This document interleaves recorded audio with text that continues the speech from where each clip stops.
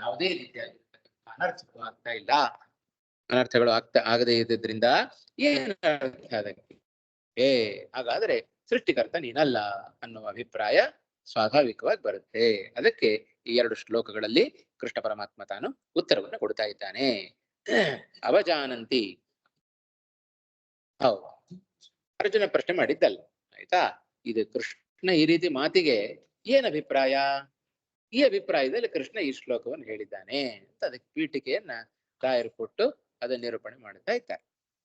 ಅವಜಾನಂತಿ ಮಾಂ ಮೂಢಾಃ ಮಾನುಷೀಂ ತನುಮಾಶ್ರಿತಂ ಪರಂ ಭಾವಮಜಾನಂತಹ ಮಮ ಭೂತ ಮಹೇಶ್ವರಂ.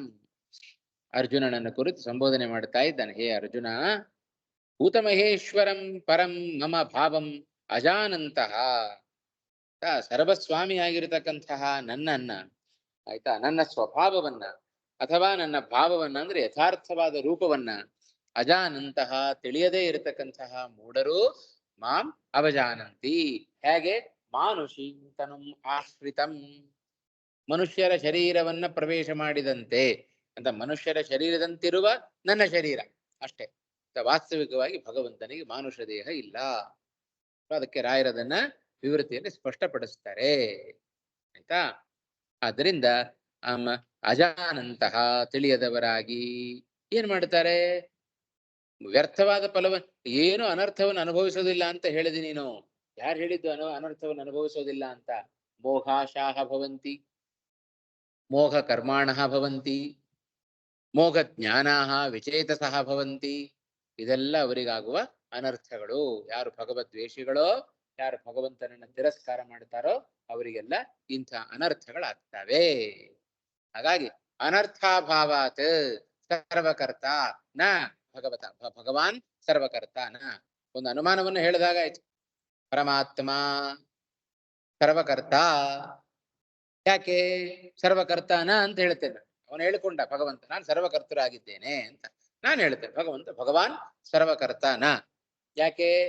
ಯಾಕೆ ಅಂದ್ರೆ ಯಾರು ಅವಮಾನವನ್ನು ಮಾಡುತ್ತಾರೋ ಅವರಿಗೆ ಅನರ್ಥಾಭಾವಾತ್ ಕಾರಣ ಕೊಟ್ಟೆ.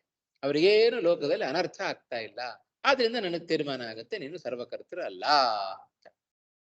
ಹೀಗೆ ಅನುಮಾನ ಮಾಡಿದರೆ ಆ ಅನುಮಾನಕ್ಕೆ ಉತ್ತರ ರೂಪದಲ್ಲಿ 12ನೇ ಶ್ಲೋಕ ಬಂದಿದೆ. 2 ಶ್ಲೋಕಗಳಿಗೆ ಒಟ್ಟಿಗೆ ಸೇರಿಸಿ ರಾಯರು ವಿವೃತಿಯನ್ನು ಬರಿತಾ ಇದ್ದಾರೆ. ಯಾಕೆ ಅವ್ರು ಹಾಗೆ ಮಾಡ್ತಾರೆ? ಅವರ ಆಸೆಗಳಾಗ್ಲಿ ಯಾವುದು ಪೂರ್ವ ವ್ಯರ್ಥ ಆಗುತ್ತೆ ಯಾಕೆ? ಆಯ್ತಾ? ಅವರ ಜ್ಞಾನ ಪ್ರಾಪ್ತಿ ಆಗುವುದಿಲ್ಲ ಯಾಕೆ? ವ್ಯರ್ಥವಾದ ಕರ್ಮ ಉಳ್ಳವರಾಗ್ತಾರೆ ಯಾಕೆ?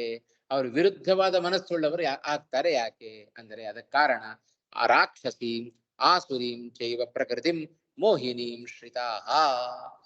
ಮೋಹಕವಾದ ರಾಕ್ಷಸ ಸ್ವಭಾವವನ್ನ, ಆಸುರಿ ಸ್ವಭಾವವನ್ನ ಅವರೆಲ್ಲರೂ ಕೂಡ ಆಶ್ರಯಿಸಿಕೊಂಡಿದ್ದಾರೆ.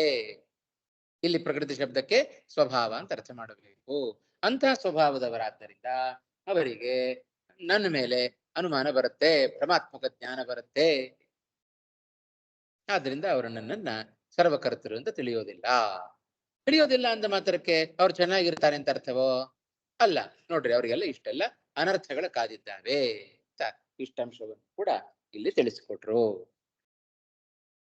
ಹತ್ತಿರ ಬರ್ರಿ. ಸರಿ ಹೋಯ್ತಾ? ಇದಿಷ್ಟು ಮೂಲದ ಅಭಿಪ್ರಾಯ ತಿಳಿದು ಕಳೆದ ತರಗತಿಯಲ್ಲಿ ಸ್ವಲ್ಪ ವಿವೃತಿಯನ್ನು ನೋಡಿದ್ವಿ. ಒಂದು 4 ಲೈನ್ ಆಗಿತ್ತೇನೋ ಅಲ್ವಾ? ಅಲ್ಲಿಂದ ಆಗ್ಬೇಕಾ?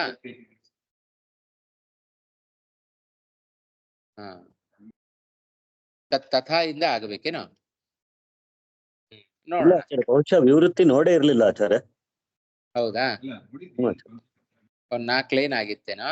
ನೋಡೋಣ ಮುಂಚೆ. ಸರಿ, ನೋಡೋಣ. ಮೊದ್ಲಿಂದನೇ ಓದ್ತಾ ಹೋಗೋಣಂತೆ.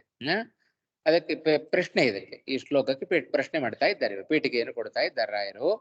ಯದಿ ಏವಂ ಭವಾನ್ ಜಗತಃ ಸೃಷ್ಟಿಸ್ಥಿತಿ ಸಂಹಾರಾಣಾಂ ಕರ್ತ.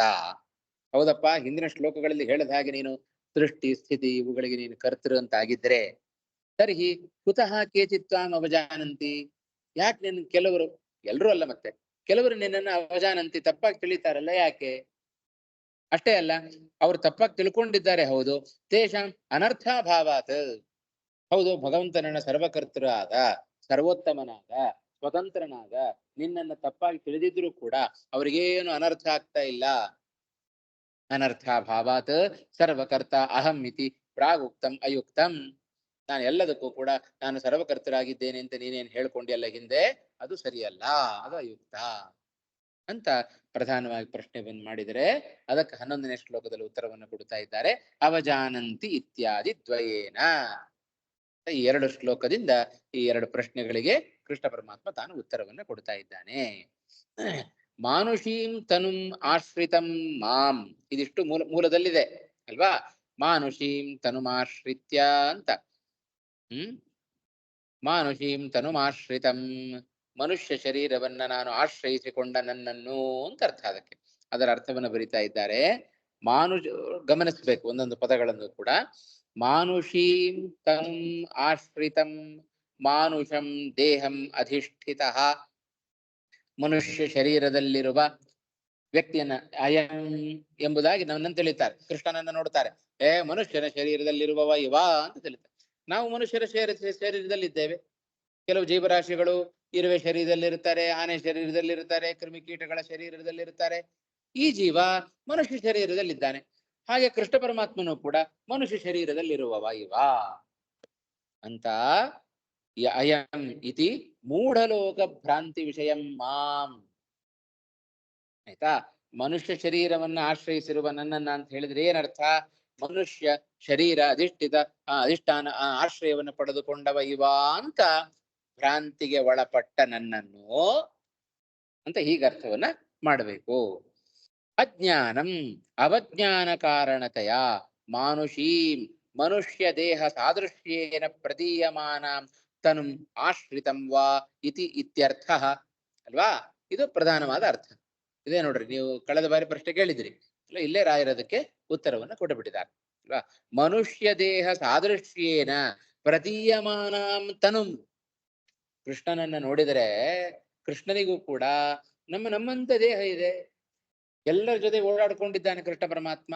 ಕೈ ಇದೆ, ಕಾಲಿದೆ, ಕಣ್ಣಿದೆ, ಎಲ್ಲವೂ ನಮ್ಮಂತೆಯೇ ಇದೆ. ಕೃಷ್ಣನಿಗೆ ಏನು ವಿಚಿತ್ರವಾಗಿಲ್ಲ, ಆಜಾನುಬಾಹು ಅಂತೇನು ಕರೀತಾ ಇರ್ಲಿಲ್ಲ. ಅವನ ದೇಹ ಮನುಷ್ಯರಂತೆ ನಾರ್ಮಲ್ ಆಗಿದೆ ಕೃಷ್ಣನದ್ದು.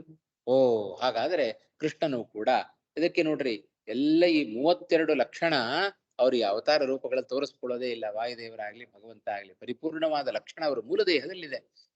ಭಗವಂತ ಆಗ್ಲಿ ವಾಯುದೇವರಾಗ್ಲಿ ಜಗತ್ತಿನಲ್ಲಿ ಅವತಾರವನ್ನು ಮಾಡುವಾಗ ಮನುಷ್ಯರಂತೆ ಅವತಾರವನ್ನು ಮಾಡ್ತಾರೆ.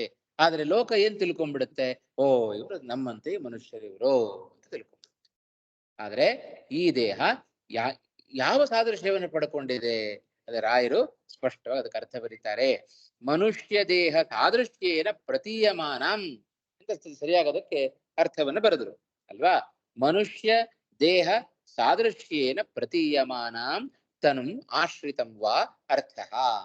ಅದಕ್ಕೆ ಮಾನುಷಂ ದೇಹಮಾಶ್ರಿತಂ ಅಂತ ಇಷ್ಟೇ ಮೂಲದಲ್ಲಿದೆ. ಅದರ ಅಭಿಪ್ರಾಯ ಏನು?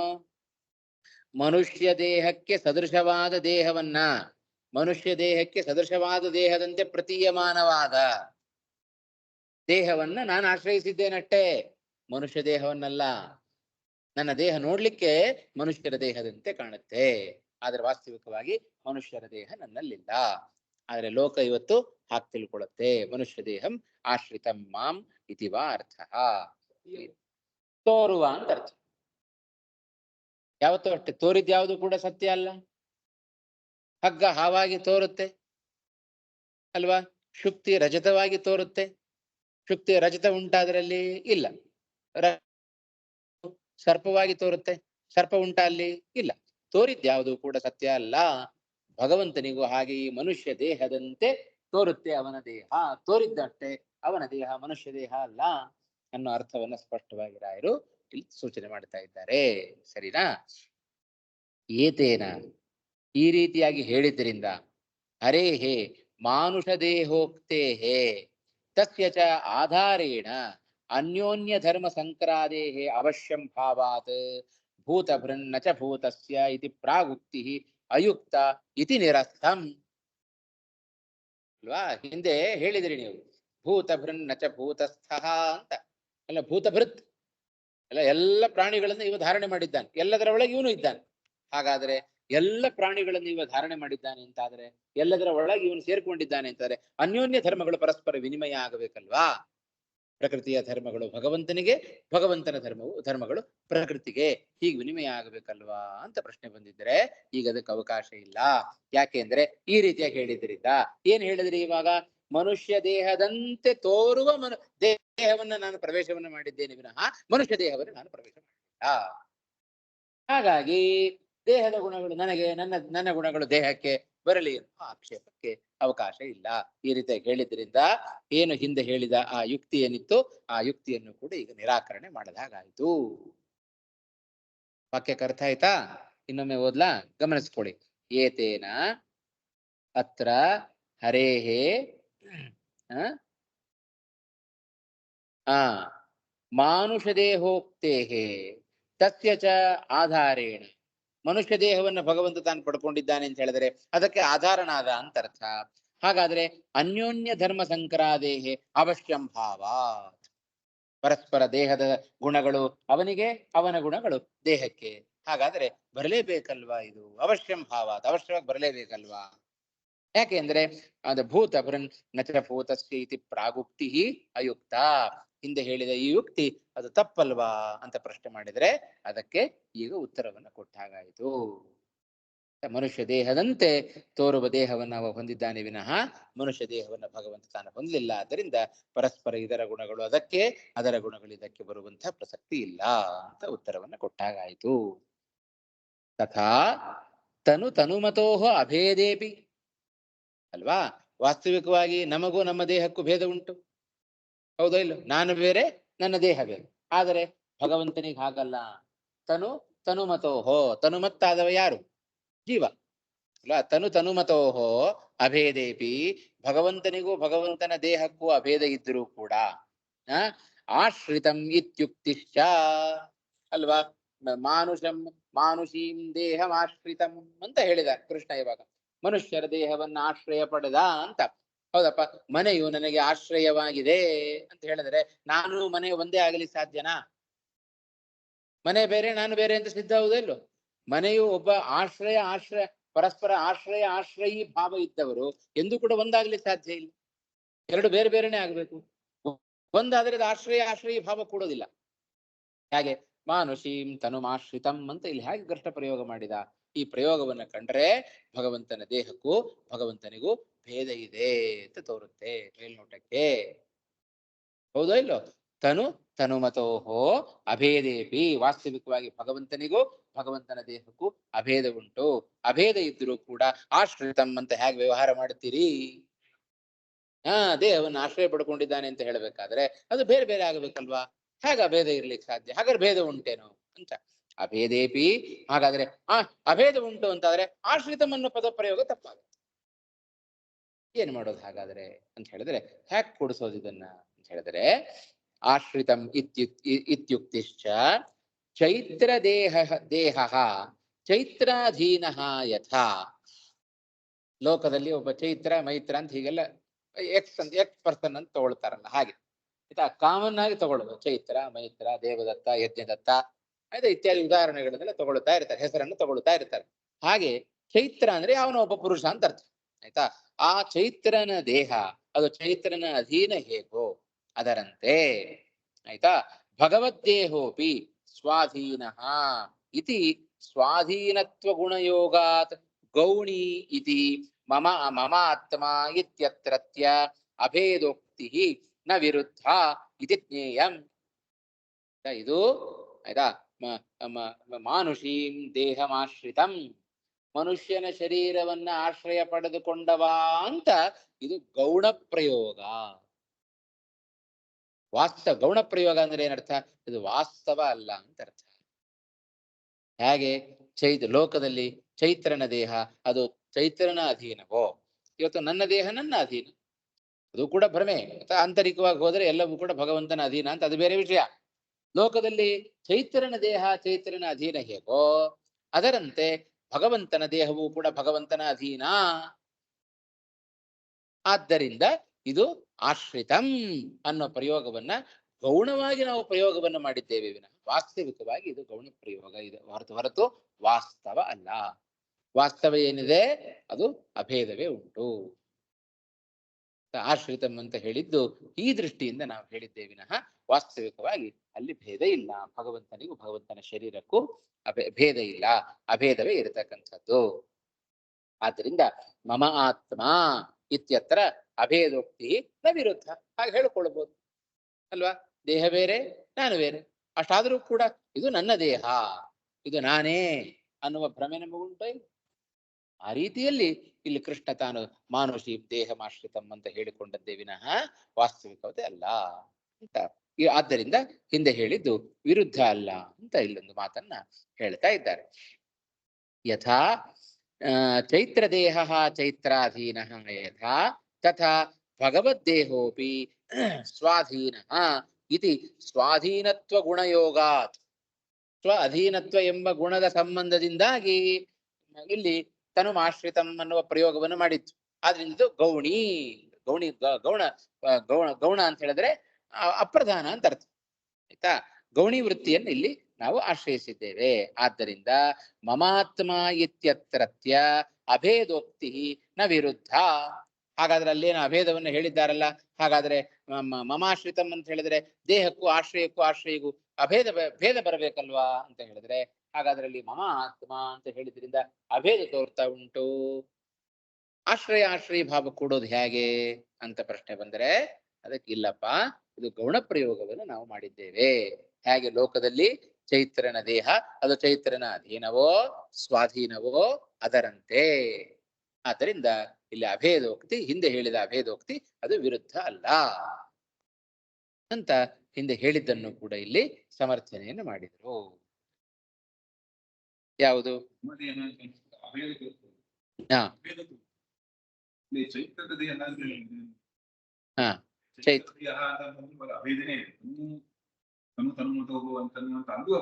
ಅದೇ ಹೌದು ಹೌದು.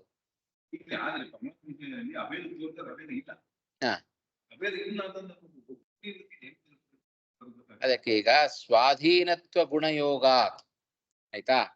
ಅದಕ್ಕೀಗ ಯಾವ ಅಂಶದಲ್ಲಿ ನಮಗೆ ಈಗ ಚೈತ್ರನ ದೇಹ ಅದು ಮೇಲ್ನೋಟಕ್ಕೆ ನಮಗೆ ಏನ್ ತೋರುತ್ತೆ, ಇವಾಗ ದೇಹ ಬೇರೆ ಚೈತ್ರ ಬೇರೆ ಅಂತ ನಮಗ ಸಿದ್ಧ, ಹೌದಾ. ಜೀವ ಬೇರೆ ದೇಹ ಬೇರೆ. ಆದರೆ ಲೋಕದಲ್ಲಿ ಏನಿದೆ, ದೇಹವೇ ನಾನು ಅಂತ ಇಟ್ಕೊಳ್ತೇವೆ. ಅದು ವಾಸ್ತವನ?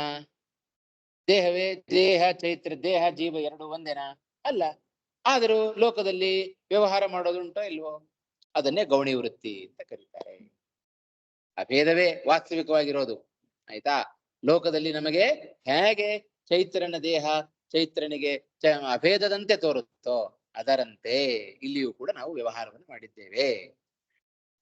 ಭಗವಂತನ ದೇಹ ಅವನಿಗೂ ಅಭೇದವೇ ಉಂಟು. ಹಾಗಾದರೆ ಇಲ್ಲಿ ಆಶ್ರಿತಂ ಅಂತ ನಾವು ಹೇಗೆ ವ್ಯವಹಾರವನ್ನು ಮಾಡ್ತೀರಿ? ಆಶ್ರಿತಂ ಅಂತಾಗಬೇಕಾದರೆ ಅದು ಭೇದ ಇರಬೇಕಲ್ವಾ ಅಂತ ಪ್ರಶ್ನೆ ಅಲ್ವಾ. ಹೇಗೆ ನಾವು ಲೋಕದಲ್ಲಿ ವ್ಯವಹಾರವೋ ಅದರಂತೆ ಭಗವಂತನಲ್ಲೂ ಮಾಡುತ್ತೇವೆ ಆಯ್ತಾ. ವಾಸ್ತವಿಕವಾಗಿ ಭಗವಂತನಿಗೆ ಲೋಕದಲ್ಲಿ ಹಾಗೆ ಆಯ್ತಾ. ಲೋಕದಲ್ಲಿ ಗೌಣಿ ಪ್ರಯೋಗವನ್ನು ನಾವು ಮಾಡುತ್ತೇವೆ. ಆದರೆ ವಾಸ್ತವ ಏನು? ಲೋಕದಲ್ಲಿ ದೇಹ ಬೇರೆ ಜೀವ ಬೇರೆ. ಆದರೆ ಭಗವಂತನ ವಿಷಯಕ್ಕಾಗಬೇಕಾದರೆ ಎರಡೂ ಸತ್ಯ. ಭಗವಂತ ಅವನ ದೇಹ ಎರಡಕ್ಕೂ ಕೂಡ ಅಭೇದವೇ ಉಂಟು. ಹಾಗಾದರೆ ಆಶ್ರಿತಮನ್ನೋ ಪ್ರಯೋಗ ಇದು ಅವಾಂತರ ಪ್ರಶ್ನೆ ಅಷ್ಟೇ ಇದೆ ಆಯ್ತಾ. ಆಶ್ರಿತಮನ್ನೋ ಪ್ರಯೋಗವನ್ನು ಹೇಗೆ ಮಾಡ್ತೀರಿ? ಆಶ್ರಿತಮಂತ ಪ್ರಯೋಗ ಮಾಡಿದ್ರೆ ಭೇದ ಇರಬೇಕಲ್ವಾ ಅಂತ. ಇಲ್ಲಪ್ಪ, ಲೋಕದಲ್ಲಿರುವಂತೆ ನಾವು ವ್ಯವಹಾರವನ್ನು ಮಾಡ್ತಾ ಇದ್ದೇವೆ. ಭೇದ ಇದ್ರೂ ಕೂಡ ಹೇಗೆ ಭೇದ ಇದ್ರೂ ಕೂಡ ಹೇಗೆ ನಾವು ಅಭೇದ ವ್ಯವಹಾರವನ್ನು ಮಾಡ್ತೇವೋ ಲೋಕದಲ್ಲಿದ್ದ ಗೌಣಿ ಪ್ರಯೋಗ ಆಯ್ತಾ, ಅದರಂತೆ ನಾವಿಲ್ಲಿ ಹೇಳಿದ್ದಷ್ಟೇ. ವಾಸ್ತವಿಕವಾಗಿ ಭಗವಂತನ ವಿಚಾರಕ್ಕಾಗಬೇಕಾದರೆ ಅಲ್ಲ, ಭೇದ ಇಲ್ಲವೇ ಇಲ್ಲ, ಅಭೇದವೇ ಇರು. ಪ್ರಶ್ನೆಗೋಸ್ಕರ ಇಲ್ಲಿ ಉತ್ತರವನ್ನ ಕೊಟ್ಟದಷ್ಟೇ. ಆಶ್ರಿತಮ್ಮಂತ ಆಗಬೇಕಾದ್ರೆ ಆಶ್ರಯವನ್ನ ಪಡ್ಕೊಳ್ಬೇಕಾದ್ರೆ ಆಶ್ರಯಿಗಳಿಗೆ ಭೇದ ಇರಬೇಕು. ನೀವೇನು ಹೇಗೆ ಪ್ರಯೋಗ ಮಾಡಿದ್ದೀರಿ ನೋಡ್ರಿ. ಲೋಕದಲ್ಲಿ ದೃಷ್ಟಾಂತ ಇದೆಯೋ ಇಲ್ವೋ? ಗೌಣಿ ಪ್ರಯೋಗ ಮಾಡ್ತಾರೋ ಇಲ್ವೋ? ಅದರಂತೆ ನಾವು ಇಲ್ಲೂ ಕೂಡ ಮಾಡಿದ್ದೇವೆ ಅಷ್ಟೇ. ಆ ರೀತಿ ಗೌಣಿ ಪ್ರಯೋಗವನ್ನು ಮಾಡಿದ್ದೇವೆ ಅಂತ ಅದಕ್ಕೆ ಉತ್ತರ. ಈಗ ಆಚಾರ್ಯರು ಇಲ್ಲಿ ಯಾವುದು? ಹಾ ಏನಿಲ್ಲ ಅಲ್ಲ ಅಲ್ಲ ಈ ರೀತಿ ಒಂದು ಉತ್ತರ ಕೊಡಬಹುದು ಅಂತ. ಲೋಕದಲ್ಲಿ ಹೇಗೆ ಗೌಣಿ ಪ್ರಯೋಗ ಉಂಟೋ ಅದೇ ರೀತಿ ಪ್ರಯೋಗ ಅಂತ ತಿಳ್ಕೊಳ್ಳಿ. ನಿಮ್ ಪ್ರಶ್ನೆಗೆ ಉತ್ತರ ಅಷ್ಟೇ. ವಾಸ್ತವಿಕ ವಿಚಾರ ಮಾಡಿದರೆ ಅಲ್ಲಿ ಭೇದ ಇಲ್ಲ, ಅಭೇದವೇ ಇರು. ಪ್ರಶ್ನೆ ಮಾಡಿದಿರಲ್ಲ ನೀವು, ಆಶ್ರಯಗಳಿಗೆ ಪರಸ್ಪರ ಭೇದ ಇರಬೇಕು ಅಂತ. ನೋಡ್ರಿ, ಭೇದ ಇಲ್ಲ. ಭೇದ ಇದ್ರೂ ಕೂಡ ಅಲ್ಲಿ ಹೇಗೆ ಅಭೇದ ವ್ಯವಹಾರ ನಡೀತಾ ಇದೆಯೋ ಅದರಂತೆ. ಇಲ್ಲ ಅದು ಬೇರೆ, ಇದು ವಿಶೇಷವನ್ನು ಅಭೇದೇಪಿ ಭೇದ ಕಾರ್ಯಕಾರಿ ವಿಶೇಷ ಅಂತ. ವಾಸ್ತವಿಕವಾಗಿ ಅಭೇದ ಇದೆ, ಆದರೂ ಅಲ್ಲಿ ವಿಶೇಷ ಅನ್ನೋ ಒಂದು ಪ್ರತ್ಯೇಕವು ನಾವು ಒಪ್ಪೇನು ಮಾಡುತ್ತೇವೆ, ಅಲ್ಲಿ ಭೇದವನ್ನು ನಾವು ಹೇಳುತ್ತೇವೆ. ಈಗ ಘಟಕ್ಕೂ ರೂಪಕ್ಕೂ ವಾಸ್ತವಿಕವಾಗಿ ಭೇದ ಇಲ್ಲ, ಅಲ್ಲಿ ಭೇದ ಇದೆ, ಆದ್ರೂ ಕೂಡ ಅಭೇದ ವ್ಯವಹಾರವನ್ನು ಮಾಡುತ್ತೆ. ಅಭೇದೇಪಿ ಭೇದ ಕಾರ್ಯಕಾರಿ ವಿಶೇಷ ಅಲ್ವಾ? ಅಲ್ಲ ಆದ್ರೂ ಕೂಡ ಅಲ್ಲಿ ಘಟವನ್ನು ಬಿಟ್ಟು ನಾವು ರೂಪವನ್ನು ಬೇರ್ಪಡಿಸಲಿಕ್ಕೆ ಸಾಧ್ಯ ಇಲ್ಲ. ಆದ್ರೂ ಘಟಸ್ಯ ರೂಪಂ ಅಂತ ವ್ಯವಹಾರವನ್ನು ಮಾಡುತ್ತೆ, ಘಟದ ರೂಪ ಅಂತ ವ್ಯವಹಾರವನ್ನು ಮಾಡುತ್ತೆ. ಅಭೇದ ಇದ್ರೂ ಕೂಡ ಭೇದದ ವ್ಯವಹಾರ ಹೇಗೆ ಅಂದ್ರೆ, ನಮ್ಮ ಸಿದ್ಧಾಂತದ ಪ್ರಕಾರ ಅಲ್ಲಿ ವಿಶೇಷ ಒಂದು ಪದಾರ್ಥ ನಾವು ಒಪ್ಪಿದ್ದೇವೆ. ಆ ವಿಶೇಷ ಅಭೇದ ಇದ್ರೂ ಕೂಡ ಭೇದ ಇದ್ದಾಗ ಏನ್ ಕೆಲಸ ಮಾಡಬೇಕು ಆ ಕೆಲಸವನ್ನು ವಿಶೇಷ ಮಾಡುತ್ತೆ ಅಂತ ಇದೆ. ಅಲ್ಲಿ ಉತ್ತರ ಅದಕ್ಕೆ. ಸರಿ ಹೋಯ್ತಾ? ಸ್ಪಷ್ಟ ಆಯ್ತಾ? ಸರಿ. ನ ವಿರುದ್ಧ ಇತಿ ಜ್ಞೇಯಂ. ಅದರಿಂದ ಒಟ್ಟಾರೆಯಾಗಿ ಕೃಷ್ಣ ಈ ಶ್ಲೋಕದ ಅಭಿಪ್ರಾಯವನ್ನು ತಿಳಿಸ್ತಾ ಇದ್ದಾನೆ. ಏತಾದೃಶಂ ಮಾಂ ಮೂಢಾಹ, ಈ ರೀತಿಯಾಗಿರತಕ್ಕಂತಹ ನನ್ನನ್ನ, ಅಂದರೆ ಮನುಷ್ಯ ಶರೀರದಂತೆ ತೋರುವ ಶರೀರವನ್ನ ಹೊಂದಿದ ನನ್ನನ್ನ, ಮೂಢಾಹ, ಮೂಢ ಅಂದ್ರೆ ಯಾರು? ತಾಮಸಾಹ, ತಾಮಸವಾದ ಬುದ್ಧಿಯನ್ನು ಹೊಂದಿರತಕ್ಕಂತಹ ವ್ಯಕ್ತಿಗಳು. ಭೂತಮಹೇಶ್ವರಂ, ಏನರ್ಥ ಅದಕ್ಕೆ? ಭೂತಂ ಸದಾ ವಿದ್ಯಮಾನಂ, ಯಾವಾಗಲೂ ಇರತಕ್ಕಂತಹ. ಭೂತಂ ಸದಾ ವಿದ್ಯಮಾನಂ ಮಹಾಂತಂ ಈಶ್ವರಂ. ಏನು ಮಹಾತ್ಮ ಇವ? ಏನದು ಮಹಾತ್ಮ ಅಂತ ಹೇಳಿದ್ರೆ? ಈಶ್ವರಂ, ಸರ್ವಸ್ವಾಮಿಯಾದ, ಗುಣ ಪರಿಪೂರ್ಣಂ, ಪರಂ ಉತ್ತಮಂ ಅಂತ ಉತ್ತಮವಾಗಿರತಕ್ಕಂತಹ ಮಮ ಭಾವಂ. ಆಯ್ತಾ? ಯಾಥಾರ್ಥ್ಯಂ ಮಮ ಭಾವ, ಯಥಾರ್ಥತೆಯನ್ನ ಅವೇನ್ ಮಾಡೋದಿಲ್ಲ. ಅವಜಾನಂತಹ ಅವಜಾನಂತಿ, ಏನು ಅವಮತಯಾ ಜಾನಂತಿ, ಅವಜಾನಂತಿ ಅನ್ನೋದನ್ನ ಬಿಡಿಸಿದ್ರು. ಆಯ್ತಾ? ಅವಮತಯಾ ಜಾನಂತಿ, ಈ ಅರ್ಥವನ್ನು ಹೇಗ್ ಮಾಡಿದ್ರು ಅಂದ್ರೆ ಶ್ರೀಮದಾಚಾರ್ಯ ತಾತ್ಪರ್ಯದಲ್ಲಿ ಅದನ್ನೇ ಹೇಳುತ್ತಾರೆ. ತಾತ್ಪರ್ಯದಲ್ಲಿ ಒಂದು ಮಾತನ್ನು ಹೇಳುವಾಗ ಶ್ರೀಮದಾಚಾರ್ಯ ಹೇಳೋದೇನಪ್ಪಾ ಅಂತ ಹೇಳಿದ್ರೆ, ತಾತ್ಪರ್ಯದ ಮಾತೇನು?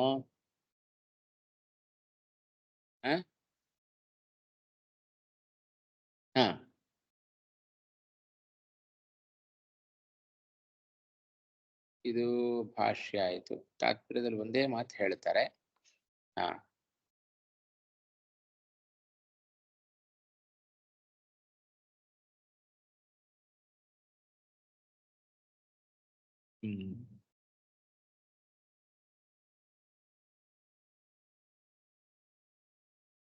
ಹನ್ನೊಂದಲ್ವಾ ಇದು?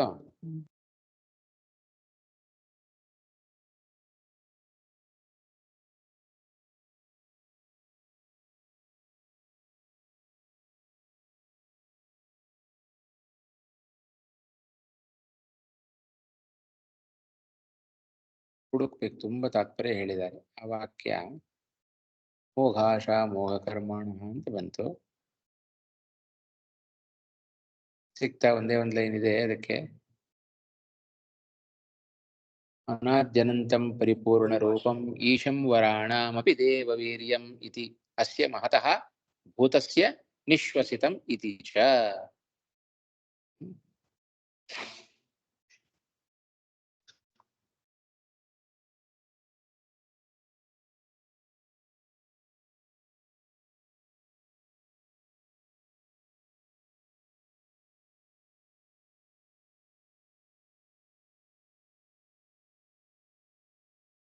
ಹೌದಾ?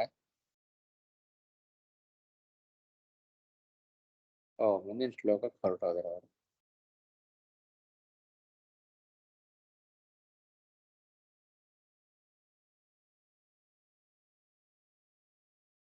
ಇಲ್ಲಿದೆ, ತಾತ್ಪರ್ಯದಲ್ಲಿದೆ ನೋಡಿ. ಆಯ್ತಾ, ನೋಡಿ ಇದೆಷ್ಟಕ್ಕೂ ಸೇರಿಸಿ ಒಂದು ಬರೀತಾರೆ. ಈಗ ಮನುಷ್ಯ ಶರೀರವನ್ನು ಪ್ರವೇಶ ಮಾಡಿದ್ದಕ್ಕೆ ಅಂತ ಹೇಳಬೇಕಾದ್ರೆ, ಮಾನುಷೀಂ ಅನ್ನುವ ಮೂಲದ ಅಭಿಪ್ರಾಯ ಏನು? 11ನೇ ಶ್ಲೋಕದಲ್ಲಿರುವ ಮಾನುಷೀಂ ಅಂತ ಹೇಳಿದ್ರೆ ಮನುಷ್ಯ ಸದೃಶೀಂ. ತನ್ವಾ ವಿಷ್ಣೋರನನ್ಯೋಪಿ ಸ್ವಾಧೀನತ್ವಾತ್ತದಾಶ್ರಿತಃ ಇತಿ ಚ. ತನುಂ ಆಶ್ರಿತಂ ಎಂಬಲ್ಲಿರ್ತಕ್ಕಂತಹ ಆಶ್ರಿತ ಶಬ್ದ ಅದು ಗೌಣ ಪ್ರಯೋಗ. ಆಯ್ತಾ, ವಾಸ್ತವಿಕವಾಗಿ ವಿಷ್ಣುವಿಗೂ ಅವನ ದೇಹಕ್ಕೂ ಅಭೇದವೇ ಇದೆ. ಆಯ್ತಾ,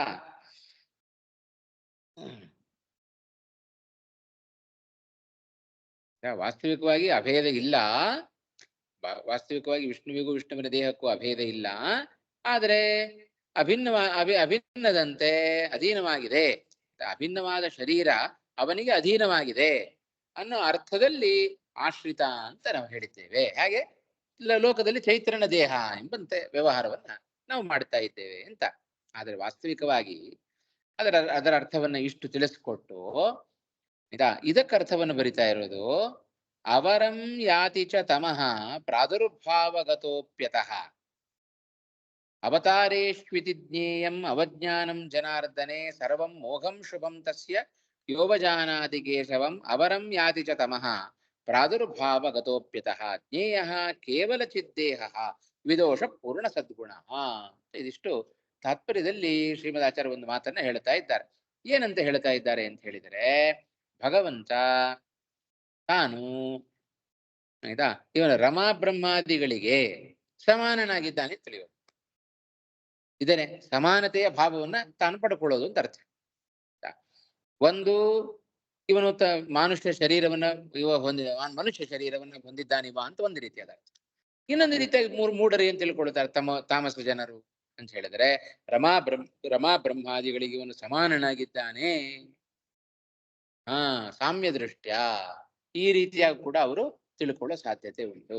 ಈ ರೀತಿಯಾಗಿ ತಿಳ್ಕೊಂಡ್ರೆ ಅದರ ಪರಿಣಾಮ ಹೇಳ್ತಾ ಇದ್ದಾರೆ ಇವಾಗ.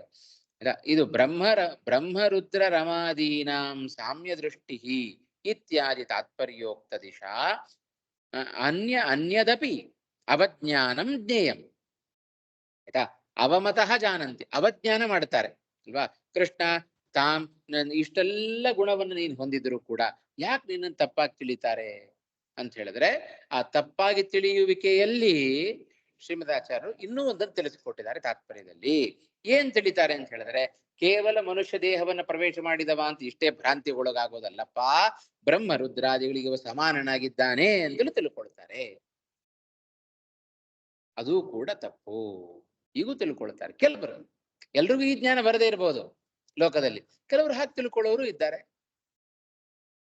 ಆಯ್ತಾ, ಅದನ್ನು ಕೂಡ ಸೇರಿಸ್ಕೊಳ್ಬೇಕು. ಇದು ಯಾಕೆ ಗೊತ್ತಾಯ್ತು ಅಂತ ಹೇಳಿದ್ರೆ, ಶ್ರೀಮದ್ ಆಚಾರ್ಯ ತಾತ್ಪರ್ಯದಲ್ಲಿ ಅದನ್ನು ಉಲ್ಲೇಖ ಮಾಡಿದ್ದಾರೆ. ಆದ್ರಿಂದ ಅದನ್ನು ಇದು ಕೂಡ ಇದರ ಜೊತೆಗೆ ಸೇರಿಸ್ಕೊಳ್ಬೇಕು ಅನ್ನೋ ಅಭಿಪ್ರಾಯ ರಾಯರು ತಿಳಿಸಿಕೊಟ್ರು ಅಲ್ವಾ. ಅರ್ಥ ಆಯ್ತಾ ಬದ್ರಿಯವರು?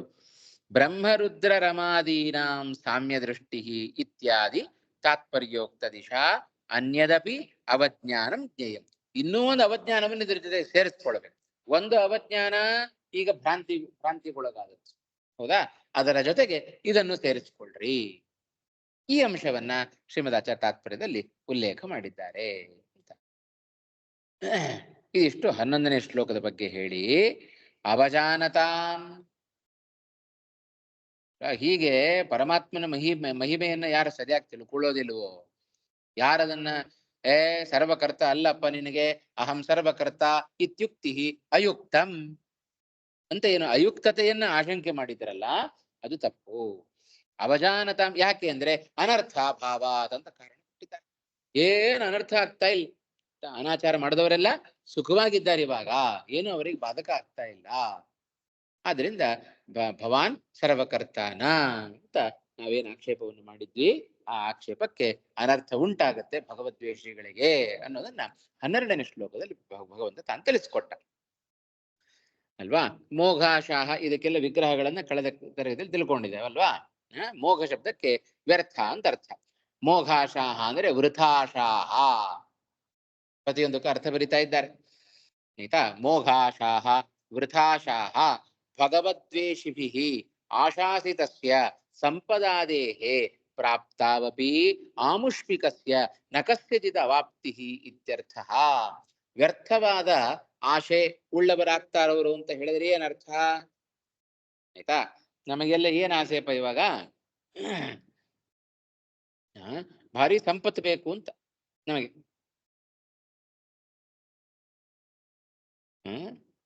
ಪರಮಾತ್ಮನ ದ್ವೇಷಿಗಳು ಅವರೆಲ್ಲ ಏನ್ ಆಸೆ ಪಡ್ತಾರೆ? ಸಂಪತ್ತು ಸಿಗತ್ತೆ. ಈ ಹಿರಣ್ಯಕಶಿಪು, ರಾವಣ ಇವರೆಲ್ಲ ಇದ್ದಾರಲ್ಲ ದುಷ್ಟರು, ಇವರೆಲ್ಲ ತಪಸ್ಸು ಮಾಡಿ ಅಪೇಕ್ಷೆ ಪಟ್ರು, ಸಂಪತ್ತನ್ನು ಅಪೇಕ್ಷೆ ಪಟ್ರು, ಬೇಕಾದಷ್ಟು ಸಂಪತ್ತು ಬಂತು. ಆದರೆ ಐಹಿಕವಾದ ಫಲ ಸಿಗ್ತೇ ವಿನಃ ಆಮುಷ್ಮಿಕವಾದ ಯಾವ ಫಲವೂ ಕೂಡ ಅವರಿಗೆ ಸಿಗಲಿಲ್ಲ. ಇದೇ ಮೋಘಾಶಾಹ ಅಂತ. ಇದಕ್ಕಿಂತ ದೊಡ್ಡ ಅನರ್ಥ ಇನ್ನೇನು ಬೇಕು? ಕೇವಲ ಒಂದು ಜನ್ಮಕ್ಕಷ್ಟೇನಾ ಸುಖ ಸಾಕ ನಮಗೆ? ಒಂದೇ ಜನ್ಮಕ್ಕೆ ಇವತ್ ಮಾತ್ರ ಸುಖವಾಗಿದ್ರೆ ಸಾಕ? ಸಾಯೋ ತನಕ ಚೆನ್ನಾಗಿರ್ಬೇಕು ತಾನೆ, ಸುಖವಾಗಿರ್ಬೇಕು ತಾನೆ. ಒಂದು ದಿನದ ಖುಷಿ ಪಟ್ಟು ಬಿಟ್ರೆ ಅಲ್ಲ, ಒಂದು ದಿನದ ಖುಷಿ ಹೇಗೋ ನಮಗೆ, ಹಾಗೆ ಅವರು ಒಂದು ಜನ್ಮದ ಖುಷಿ ಅಷ್ಟೇ ಅವರಿಗೆ. ನಂತರದಲ್ಲಿ ಅವರು ದುಃಖವನ್ನೇ ಅನುಭವಿಸ್ತಾರೆ. ಇದೇ ಮೋಘಾಶಾಹ. ಭಗವದ್ವೇಷಗಳಿಗೆ ದೊರೆಯುವ ಅನರ್ಥ ಏನಪ್ಪಾ ಅಂತ ಹೇಳಿದ್ರೆ ಅವರೆಲ್ಲರೂ ಕೂಡ ವ್ಯರ್ಥವಾದ ಆಸೆ ಉಳ್ಳವರಾಗ್ತಾರೆ. ಆ ಆಸೆಯಿಂದಾಗಿ ಈಗ ಅವರಿಗೆ ತಾತ್ಕಾಲಿಕವಾಗಿ ಸಂಪತ್ ಪ್ರಾಪ್ತಿ ಆಗಿರಬಹುದು, ಆದರೆ ಕಾಲಾನಂತರದಲ್ಲಿ ಆಮುಷ್ಮಿಕವಾದ ಫಲ ಅವರಿಗೇನು ಸಿಕ್ಕೋದಿಲ್ಲ. ಅದೇ ಮೋಘಾಶಾಹ ಅನ್ನುವ ಶಬ್ದದ ಅರ್ಥ. ಮೋಘಾಶಾಹ ಭಗವದ್ವೇಷಿಭಿಃ ಆಶಾಸಿತಸ್ಯ ಸಂಪದಾದೇಹೇ. ಭಗವದ್ವೇಷಿಗಳು ಅಪೇಕ್ಷೆ ಪಟ್ಟ ಸಂಪದಾದಿಗಳು ಅವರಿಗೆ ಈಗ ಸಿಕ್ಕಿರಬಹುದು. ಪ್ರಾಪ್ತಾವಪಿ ಆಮುಷ್ಮಿಕಸ್ಯ, ಐಹಿಕ ಆಮುಷ್ಮಿಕ ಅಂತ ಹೇಳ್ತೇವಲ್ಲ, ನಂತರದಲ್ಲಿ ಸತ್ತ ನಂತರದಲ್ಲಿ ಸಿಗುವಂತಹ ಫಲಗಳು, ಅದನ್ನೆಲ್ಲ ಆಮುಷ್ಮಿಕ ಅಂತ ಕರೀತಾರೆ. ನಕಸ್ಯಜಿದವಾಪ್ತಿ, ಅವರಿಗೆ ಸತ್ತ ನಂತರ ಯಾವ ಫಲಗಳು ಕೂಡ ಅವರಿಗೆ ಸಿಗೋದಿಲ್ಲ. ಆದ್ರಿಂದ ಅವರ ಆಸೆ ಎಲ್ಲವೂ ಕೂಡ ವ್ಯರ್ಥ. ಮೋಘಾಶಾಹ ಮೋಘ ಕರ್ಮಾಣ. ಯಜ್ಞ ಯಾಗಾದಿಗಳನ್ನು ಮಾಡುತ್ತೇನೆ, ಅವೆಲ್ಲ ಕರ್ಮಗಳು. ಯಜ್ಞ ಯಾಗಾದಿಗಳನ್ನು ಮಾಡಿದರೆ ಏನು ತಾತ್ಕಾಲಿಕವಾಗಿ ನಿನಗೆ ಫಲ ಸಿಗಬಹುದು, ಉತ್ತಮವಾದ ಫಲ ಸಿಗುತ್ತೋ? ಸ್ವಾರ್ಥದಿಂದಾಗಿ ಮಾಡಿದರೆ ಯಾವ ಫಲವನ್ನು ಕೂಡ ಜೀವ ತಾನು ಪಡೀಲಿಕ್ಕೆ ಸಾಧ್ಯ ಇಲ್ಲ. ಭಗವಂತನ ದ್ವೇಷವನ್ನು ಮಾಡುತ್ತಾನ ಯಾಗ ಮಾಡಿದರೆ ಅದರಿಂದ ಯಾವ ಫಲಗಳನ್ನು ಕೂಡ ಪಡೀಲಿಕ್ಕೆ ಸಾಧ್ಯ ಇಲ್ಲ. ಆದ್ರಿಂದ ಮೋಘ ಕರ್ಮಾಣ ಯಜ್ಞಾದ ಕರ್ಮಾಣಿಚ ತೇಷಾಂ ವೃಥಾ ಏವ. ಅವರು ಮಾಡುವ ಯಜ್ಞ ಯಾಗಾದಿಗಳು ವ್ಯರ್ಥವೇ. ಆಯ್ತಾ? ಅದರಂತೆ ತತ್ವ ವಿಷಯಕ ಜ್ಞಾನಂಚ ತೇಷಾಂ ವೃಥಾ ಏವ ಇತಿ ಮೋಘಜ್ಞಾನ. ಯಾರು ಅಯೋಗ್ಯರೋ, ಮುಂದಿನ ಪದ ಏನಿದೆ? ಮೋಘಾಶಾಹ ಮೋಘ ಕರ್ಮಾಣ ಮೋಘ ಜ್ಞಾನ ಅಂತಿದೆ ಅಲ್ವಾ? ಅದೇ ವ್ಯರ್ಥವಾದ ಜ್ಞಾನವುಳ್ಳವರು. ಏನದು ವ್ಯರ್ಥವಾದ ಜ್ಞಾನವುಳ್ಳವರು ಅಂತ ಹೇಳಿದರೆ, ಯಾರು ಜ್ಞಾನ ಯೋಗ್ಯರೋ ಅವರಿಗೆ ಮಾತ್ರ ಜ್ಞಾನ ಪ್ರಾಪ್ತಿ ಆಗುತ್ತೆ, ಅಯೋಗ್ಯರಿಗೆಲ್ಲ ಜ್ಞಾನ ಪ್ರಾಪ್ತಿ ಆಗುವುದಿಲ್ಲ. ಅದಕ್ಕೆ ನಾನು ಯಾವಾಗ್ಲೂ ಹೇಳೋದುಂಟು, ಜ್ಞಾನ ಬರಬಹುದಪ್ಪ, ನೀನು ವಿದ್ಯಾವಂತನಾಗಿರ್ಬೋದು, ನಿನ್ನ ವಿದ್ಯೆ ಅದು ಸಫಲ ಆಗಬೇಕು, ಫಲ ಕೊಡ್ಬೇಕು ನಿನಗೆ. ಹೌದಲ್ಲ? ಬೇಕಾದಷ್ಟು ವಿದ್ಯೆ ಇರುತ್ತೆ ನಮಗೆ, ಬೇಕಾದಷ್ಟು ಎಲ್ಲ ಶಾಸ್ತ್ರಗಳನ್ನೆಲ್ಲ ಚೆನ್ನಾಗಿ ಓದ್ಬಿಟ್ಟಿದ್ದಾನಪ್ಪ. ಆ ಓದೋದ್ರ ಹಿಂದೆ ವಿದ್ಯೆ ಬಂತು, ವಿದ್ಯೆಯ ಹಿಂದೆ ನಿನಗೆ ಅಹಂಕಾರ ಇತ್ತು ಅಂತಾದರೆ ನಿನಗೆ ಫಲ ಕೊಡೋದಿಲ್ಲ. ಇಷ್ಟೆಲ್ಲ ಶಾಸ್ತ್ರ ಏನ್ ಹೇಳುತ್ತೆ? ಭಗವಂತ ಸರ್ವೋತ್ತಮ ಅಂತ ಹೇಳುತ್ತೆ. ಆಯ್ತಾ? ಜೀವರೆಲ್ಲರೂ ಕೂಡ ಅಸ್ವತಂತ್ರ ಅಜ್ಞಾನಿಗಳು ಅಂತ ಹೇಳುತ್ತೆ. ನಾನೆಲ್ಲ ತಿಳ್ಕೊಂಡ್ಬಿಟ್ಟಿದ್ದೇನೆ, ಎಲ್ಲ ಶಾಸ್ತ್ರವನ್ನು ತಿಳ್ಕೊಂಡ್ಬಿಟ್ಟಿದ್ದೇನೆ ಅಂತ ಹೇಳಿದ್ರೆ ಏನ್ ಫಲ ಕೊಡುತ್ತೆ ಶಾಸ್ತ್ರ? ಶಾಸ್ತ್ರ ಹೇಳಿದ ವಿದ್ಯೆ ಬಂತು, ಫಲ ಕೊಡುತ್ತಾ? ಸಿಗೋದಿಲ್ಲ. ಅದೇ ಜ್ಞಾನ ಯೋಗ್ಯರಿಗೆ ಮಾತ್ರ ಜ್ಞಾನ ಲಭಿಸೋದು, ಅಯೋಗ್ಯರಿಗೆ ಜ್ಞಾನ ಲಭಿಸೋದಿಲ್ಲ. ಅದಕ್ಕೆ ಉಪನಿಷತ್ತು ಒಂದು ಕಥೆ ಹೇಳುತ್ತೆ ನೋಡ್ರಿ. ಬ್ರಹ್ಮದೇವರನ್ನು ಕುರಿತು ಒಮ್ಮೆ ಬಲಿಚಕ್ರವರ್ತಿಯ ಮೊಮ್ಮಗ ವಿರೋಚನ, ಆಯ್ತಾ, ಆಮೇಲೆ ಇಂದ್ರ, ಇಬ್ರು ಕುಳಿತು ತಪಸ್ ಮಾಡಿದ್ರು. ಬ್ರಹ್ಮದೇವರು ಪ್ರತ್ಯಕ್ಷರಾದರು. ಪ್ರತ್ಯಕ್ಷರಾಗಿ ಇಬ್ಬರಿಗೂ ವರ ಕೊಟ್ಟು, ನಿಮಗೆ ಭಗವಂತನ ಅಪರೋಕ್ಷ ಆಗಬೇಕಾ? ಹಾಗಾದ್ರೆ ಎಲ್ಲರ ಕಣ್ಣಿನಲ್ಲಿ ನಿಮಗೆ ಭಗವಂತನ ದರ್ಶನ ಆಗುತ್ತೆ, ಕಣ್ಣಿನ ಒಳಗೆ ಭಗವಂತ ಇದ್ದಾನೆ ಅಂತ ಉಪದೇಶ ಕೊಟ್ಟರು. ಇನ್ನು ಸ್ವಚ್ಛವಾದ ನೀರಿನಲ್ಲಿಯೂ ಕೂಡ ಭಗವಂತ ಕಾಣಿಸ್ತಾನೆ ಅಂತ ಬ್ರಹ್ಮದೇವರು ಹೇಳಿದರು. ವಿರೋಚನ ಹೋದ, ಒಬ್ಬರನ್ನ ಕರೆದ, ಹೀಗೆ ಕಣ್ ತೆಗೆದ, ನೋಡ್ತಾನೆ, ಅವನ ಕಣ್ಣೊಳಗೆ ಇವನೇ ಕಂಡ. ಮತ್ತೊಬ್ಬರ ಕಣ್ಣಲ್ಲಿ ಭಗವಂತ ಕಾಣಿಸ್ತಾನೆ ಅಂದ್ರೆ ನಾನೇ ಬ್ರಹ್ಮ ಅಂತ ಸ್ವಚ್ಛವಾದ ನೀರಲ್ಲಿ ಬಗ್ಗಿ ನೋಡುತ್ತಾನೆ, ಅಲ್ಲೂ ಅವನೇ ಕಂಡಿದ್ದಾನೆ. ಇಲ್ಲಿ ನೀರಿನಲ್ಲಿ ದೇಹ ಕಾಣ್ತಾ ಇದೆ, ದೇಹ ಅದು ಬ್ರಹ್ಮ ಆಗಲಿಕ್ಕೆ ಸಾಧ್ಯ ಇಲ್ಲ. ಹಾಗಾದ್ರೆ ಯಾರಿರ್ಬೋದು? ಈ ದೇಹಕ್ಕೆ, ದೇಹದ ಒಳಗಿರುವ ಜೀವ ಅದು ನಾನೇ ಬ್ರಹ್ಮ ಅಂತ ಇದು ವಿರೋಚನನಿಗೆ ಬಂದ ಜ್ಞಾನ. ಆದ್ರೆ ಇಂದ್ರ ಯಥಾರ್ಥವಾಗಿ ತಿಳಿದುಕೊಂಡ ಬಿಂಬ ಪ್ರತಿಬಿಂಬ ಭಾವವನ್ನ ದೇವೇಂದ್ರ ಅರ್ಥ ಅನುಸಂಧಾನ ಮಾಡಿಕೊಂಡ ವಿರೋಚನೆಗೆ ಬರಲಿಲ್ಲ. ಉಪದೇಶ ಒಂದೇ ಆದರೂ ಜ್ಞಾನ ಯೋಗ್ಯರಿಗೆ ಮಾತ್ರ ಜ್ಞಾನ ಪ್ರಾಪ್ತಿ ಆಗುತ್ತೆ ವಿನಃ ಅಯೋಗ್ಯರಿಗೆ ಜ್ಞಾನ ಪ್ರಾಪ್ತಿ ಆಗುವುದಿಲ್ಲ. ವ್ಯರ್ಥವಾದ ಆಸೆ ಉಳ್ಳವರು ಮೋಘ ಶಬ್ದಕ್ಕೆ ಆಸೆ ಅಂದ್ರೆ ಯಾವುದ್ರಲ್ಲಿ ಆಸೆ? ಸಂಪತ್ತು ಬೇಕು ಅನ್ನೋ ಆಸೆ. ಸಿಕ್ತು ಸಂಪತ್ತು, ಆದರೆ ಶಾಶ್ವತವಾಗಿ ಉಳಿಲಿಲ್ಲ. ಹಾಗೆ ಕರ್ಮಗಳು ಅಷ್ಟೇ. ಯಜ್ಞಯಾಗಾದಿಗಳನ್ನು ಮಾಡಬಹುದು ನೀನು, ಆದರೆ ಉತ್ತಮವಾದ ಫಲ ಸಿಗೋದಿಲ್ಲ. ಆಗ ಎಲ್ಲ ಯಜ್ಞಯಾಗಾದಿಗಳು ವ್ಯರ್ಥ, ಆಸೆಗಳು ವ್ಯರ್ಥ, ಜ್ಞಾನ ವ್ಯರ್ಥ. ಆಯ್ತಾ? ವಿಚೇತಸಃ ವಿರುದ್ಧವಾದ ಮನಸ್ಸುಳ್ಳವನಾಗ್ತೀನಿ ನೀನು. ಜ್ಞಾನಸ್ಯ ಮೋಘತ್ವಂ ನಾಮ ಆಯ್ತಾ ಕೇನಾಪಿ ಬ್ರಹ್ಮರುದ್ರಾದಿ ಭಕ್ತ್ಯಾದ್ಯುಪಾಯೇನ ಅನುತ್ಪತ್ತಿರೇವ. ಜ್ಞಾನಸ್ಯ ಮೋಘತ್ವಂ ನಾಮ ವ್ಯರ್ಥವಾದ ಜ್ಞಾನ ಉಳ್ಳವರಿಂದ ಏನರ್ಥ? ಅದಕ್ಕೆ ಅರ್ಥವನ್ನು ಬರಿತಾ ಇದ್ದಾರೆ ರಾಯರು. ಅರ್ಥವನ್ನು ಬರೆಯುವಾಗ ಬ್ರಹ್ಮರುದ್ರಾದಿಗಳಲ್ಲಿ ಭಕ್ತಿಯನ್ನು ಮಾಡತಕ್ಕಂಥದ್ದು ಅಥವಾ ಅವರಲ್ಲಿ ಧ್ಯಾನ ಮೊದಲಾದ ಯಾವ ಸಾಧನಾನುಷ್ಠಾನವನ್ನು ಮಾಡಿದರೂ ಕೂಡ ಜ್ಞಾನ ಉಂಟಾಗದೆ ಇರಬೇಕು. ಬೇಕಾದಷ್ಟು ಭಕ್ತಿ ಮಾಡಬಹುದು, ಜ್ಞಾನ ಉಂಟಾಗುವುದಿಲ್ಲ. ಇದೇ ಅವರು ಭಗವದ್ವೇಷಗಳು ಮಾಡತಕ್ಕಂಥ ಅನುಭವಿಸ್ತಕ್ಕಂಥ ಅನರ್ಥಗಳು. ಆಯ್ತಾ? ಇದನ್ನೇ ಸೂತ್ರಕಾರರು ಹೇಳುವಾಗ ಓಂ ಸರ್ವಥಾಪಿತು ತತ್ತೇ ಏವ ಉಭಯಲಿಂಗಾತೋಂ ಅಂತ ಒಂದು ಸೂತ್ರವನ್ನ ವ್ಯಾಸರು ರಚನೆ ಮಾಡಿಕೊಟ್ರು. ಏನ್ ಹೇಳ್ತಾ ಇದ್ದಾರೆ ಈ ಸೂತ್ರದಲ್ಲಿ ಅಂತ ಹೇಳಿದರೆ, ಜ್ಞಾನ ಸಂಪಾದನೆಗೆ ಎಲ್ಲರೂ ಪ್ರಯತ್ನವನ್ನು ಮಾಡಬಹುದಪ್ಪ, ಆದರೆ ಯಾರು ಯೋಗ್ಯರೋ ಅವರಿಗೆ ಮಾತ್ರ ಜ್ಞಾನ ಪ್ರಾಪ್ತಿಯಾಗತ್ತೆ, ಅಯೋಗ್ಯರಾದವರಿಗೆ ಜ್ಞಾನ ಪ್ರಾಪ್ತಿ ಆಗುವುದಿಲ್ಲ ಅಂತ ಇದಿಷ್ಟು ಆ ಸೂತ್ರದಲ್ಲಿ ಸ್ಪಷ್ಟವಾಗಿ ವ್ಯಾಸರು ಅದನ್ನ ಉಲ್ಲೇಖ ಮಾಡ್ತಾ ಇದ್ದಾರೆ. ಮಾಡ್ತಾರೆ, ಲಭಿಸೋದಿಲ್ಲ. ಈ ಬ್ರಹ್ಮಾದಿಗಳನ್ನ ಕುರಿತು ದುಷ್ಟರು ತಪಸ್ಸನ್ನ ಮಾಡಿದ್ರು, ಬ್ರಹ್ಮರುದ್ರಾದಿಗಳನ್ನ ಕುರಿತು. ಹಾಗಂದ ಮಾತ್ರಕ್ಕೆ ಅವರಿಗೆಲ್ಲ ಫಲ ಸಿಕ್ತು, ತಾತ್ಕಾಲಿಕವಾದ ಫಲ. ಅವರೆಲ್ಲ ಆಸೆ ಪೂರೈಸಿತು, ಆದರೂ ಕೊನೆಗೆ ಅವರೆಲ್ಲ ಉತ್ತಮವಾದ ಫಲವನ್ನು ಹೇಗೆ ಪಡೀಲಿಲ್ವೋ ಅದರಂತೆ ಈಗ ಜ್ಞಾನವು ಹಾಗೆ. ಈಗ ದೃಷ್ಟಾಂತ ಕೊಟ್ಟಂತೆ ಜ್ಞಾನ ಅದು ಉಪದೇಶವನ್ನು ಪಡ್ಕೊಂಡರೂ ಕೂಡ ಅವರಿಗೆ ಯಥಾರ್ಥವಾದ ಜ್ಞಾನ ಸಿಗುವುದಿಲ್ಲ. ಅಷ್ಟೇ, ಅದೇ ಎಲ್ಲದಕ್ಕೂ ಅದೇ ಉತ್ತರ. ಅಹಂಕಾರವನ್ನ ಯಾರು ಯೋಗ್ಯತೆ ಇದ್ದು ಪುರುಷರಾದವರು ಅದನ್ನು ಓದಿಯೂ ಕೂಡ ಅವರಿಗೆ ಅಹಂಕಾರ ಮೊದಲಾದ ದುರ್ಗುಣಗಳಿತ್ತು ಅಂತಾದ್ರೆ ಜ್ಞಾನ ಫಲ ಕೊಡೋದಿಲ್ಲ. ಆಯ್ತಾ? ಅಯೋಗ್ಯರು ಜ್ಞಾನವನ್ನು ಸಂಪಾದನೆ ಮಾಡ್ಲಿಕ್ಕೆ ಪ್ರಯತ್ನವನ್ನು ಪಟ್ಟರೆ ಅವರಿಗೆ ಜ್ಞಾನ ಪ್ರಾಪ್ತಿ ಆಗೋದಿಲ್ಲ. ಜ್ಞಾನ ಪ್ರಾಪ್ತಿ ಆಗೋದಿಲ್ಲ ಅಂತ ಹೇಳಿದ್ರೆ ಜ್ಞಾನಾದಿಗಳಿಂದ ಏನು ಮುಂದೆ ಫಲ ಬೇಕೋ ಆ ಫಲ ಅವರಿಗೆ ಸಿಗೋದಿಲ್ಲ ಅಂತ ಅರ್ಥ. ಅದೇ ಮೋಘಾಶಾಹ ಮೋಘ ಕರ್ಮಾಣಃ ಮೋಘ ಜ್ಞಾನಾಹ ವಿಚೇತಸಃ. ಕೊನೆ ಪದಕ್ಕೊಂದು ಅರ್ಥ ಬರಿತಾ ಇದ್ದಾರೆ. ವಿಚೇತಸಃ ವಿರುದ್ಧ ಮನಸ್ಕಾಹ ಅಂತ ಅರ್ಥ. ಆಯ್ತಾ? ವಿಚೇತಸಃ ಅಂದ್ರೆ ವಿರುದ್ಧಂ ಮನಃ ಏಷಾಂತೆ ವಿಮನ ವಿಚೇತಸಃ ವಿರುದ್ಧ ಚೇತಃ ಏಷಾಂತೆ. ಭಗವಂತನಿಗೆ ವಿರುದ್ಧವಾದ ಚೇತಸ್ ಅಂತ ಹೇಳಿದ್ರೆ ಮನಸ್ಸು. ಚೇತಃ ಚೇತಸಿ ಚೇತಾಂಸಿ ಅಂತ. ವಾಸ್ತವಿಕ ಚೇತಸ್ ಶಬ್ದ ಮನಃ ಶಬ್ದದ ಹಾಗೆ ನಪುಂಸಕಲಿಂಗ, ಸಮಾಸವಾದರೆ ಅದು ಪುಲ್ಲಿಂಗ ಆಯಿತು. ವಿಚೇತಾಹ ವಿಚೇತಸೌ ವಿಚೇತಸಃ ಅಂತ. ಇದು ವಿಚೇತಸಃ ಅನ್ನೋದು ಬಹುವಚನ ಶಬ್ದ. ಅದು ಸಕಾರಾಂತಹ ಪುಲ್ಲಿಂಗ, ವಿಚೇತಸ್ ಶಬ್ದ ಕೇವಲ ಚೇತಸ್ ಶಬ್ದ ನಪುಂಸಕಲಿಂಗ, ವಿಚೇತಸ್ ಶಬ್ದ ಪುಲ್ಲಿಂಗ ಆಯಿತು. ವಿಚೇತಾಹ ವಿಚೇತಸೌ ವಿಚೇತಸಃ ಅಂತ ನಡೆಸಬೇಕು. ಇಲ್ಲದೆ ಹೋದ್ರೆ ಹಿಂದಿನದೆಲ್ಲ ನೋಡ್ರಿ ಬಹುವಚನ ಇದೆ. ಅದಾ ಮೋಘಾಶಾಹ ಮೋಘ ಕರ್ಮಾಣಃ ಮೋಘ ಜ್ಞಾನಾಹ ವಿಚೇತಸಃ. ಓ, ಇದು ವಿಚೇತಸ. ಇದೊಂದು ಯಾಕೆ ಏಕವಚನ ಬಂತು? ಅಕಾರ ಅಂತ ಶಬ್ದವೋ ಇದು? ಅಲ್ಲ, ಇದು ಕೂಡ ಬಹುವಚನವೇ. ಹಾಗಾದ್ರೆ ಬಹುವಚನದಲ್ಲಿ ವಿಚೇತಸಃ ಅಂತ ಬರಬೇಕು ಅಂತಾದ್ರೆ ಹೇಗೆ ನಡೆಸಬೇಕು? ಚೇತಾಹ ಚೇತಸೌ ಚೇತಸಃ, ಸುಮನಾಹ ಸುಮನಸೌ ಸುಮನಸಃ ಇತಿವತ್.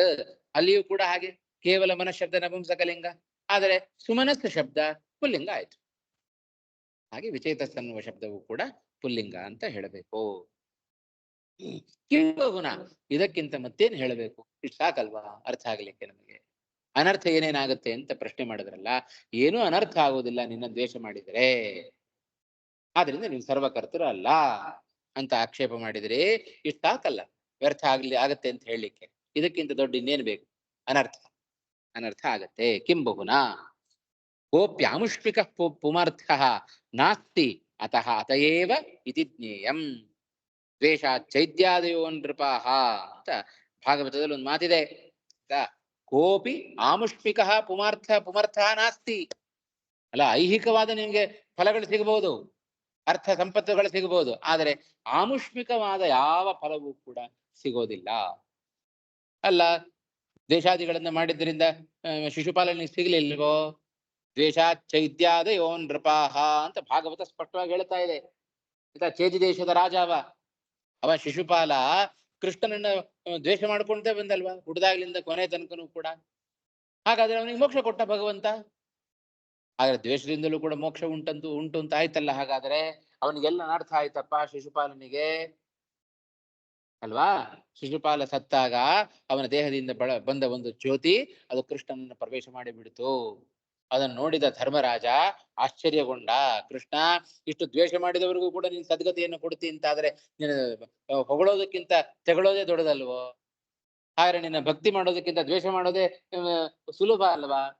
ಭಕ್ತಿ ಮಾಡೋದು ಕಷ್ಟ, ದ್ವೇಷ ಮಾಡೋದು ಚೀತಿ ಉತ್ತ ಉಗಿಲಿಕ್ಕೆ ಎಷ್ಟೊತ್ತು ಬೇಕು? ಅದೇ ಭಕ್ತಿ ಮಾಡ್ರಿ ಅಂತ ಹೇಳಿದ್ರೆ ಕೂಡಬೇಕು, ಮನಸ್ಸನ್ನು ಏಕಾಗ್ರವಾಗಿ ತಗೊಳ್ಬೇಕು.